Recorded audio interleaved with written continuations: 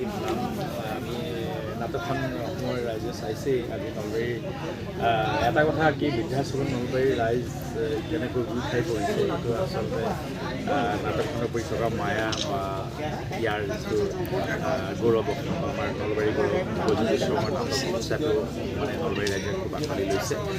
তিনিখন বৰ নাটক ৰাইজৰ মতেৰে লৈ পেলাই আমি আহিছিলোঁ নলবাৰী নাটকে মঞ্চস্থ কৰিলোঁ গোবিন্দ যিখন নাটক চাই চকুলো তুলিছিল পুনৰ ঘৰ নালাগে মোক আৰু বৃদ্ধাশ্ৰম আদি দেখিছেই বৃদ্ধাশ্ৰমত মানুহে পৰম্পৰা ভাঙি দিছে এনেকুৱা এইটো আচলতে খুব ভাল আমাৰ কাৰণে এটা ভাল লক্ষণ হয়।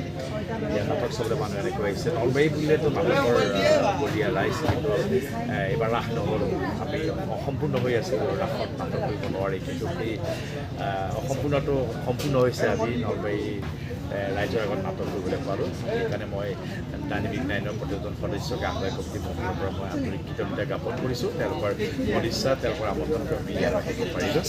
বহুত ভাল লাগিছে বৃদ্ধাশ্ৰমত এখন সাংঘাতিক ধৰণৰ মেছেজ থকা নাটক ক'বলৈ চেষ্টা কৰিছে। কাৰণ আমাৰ বক্তব্য এটাই যে বৃদ্ধাশ্ৰম শব্দটো কিয় যদি আমি প্ৰত্যেকে নিজৰ মা দেউতাক এই সন্দৰ্ভত যদি পানী দিবলৈ নিজৰ কোলাত ৰাখোঁ তেতিয়াহ'লে বৃদ্ধাশ্ৰমৰ কি প্ৰয়োজন আছে বৃদ্ধাশ্ৰমৰ প্ৰয়োজনো কি আছে সেইটো এটা মেছেজ। বৃদ্ধাশ্ৰম নালাগেও আমাক লাগেও কিয় লাগে কিয় নালাগে তাৰ ৰহস্যটো ভেদ কৰি নিদিওঁ। বাকী ৰাইজে বৃদ্ধাশ্ৰম চালে নিশ্চয় দেখিব আৰু